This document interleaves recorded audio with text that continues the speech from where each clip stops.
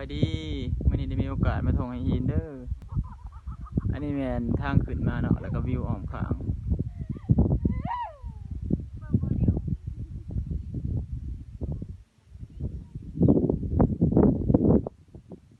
เป็นธรรมชาติเป็นมรดกโลกที่สวยงามหลายเนาะเป็นอนุมัติให้เป็นมรดกโลกในปีที่ผ่านมาหมอนี่อยู่ข้างเป็นสถานที่ที่น่าท่องเที่ยวอีกชนิดหนึ่งที่น่าตื่นเต้นหลายมีหลายไหทั้งน้อยทั้งใหญ่อยู่ตามภูมิภู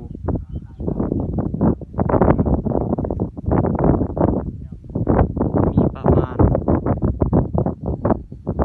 70หรือ80หรือ100กว่าไหอยู่นี่มีลมบ่หลวงเงือกหลวงบ่ขาดเย็นสบาย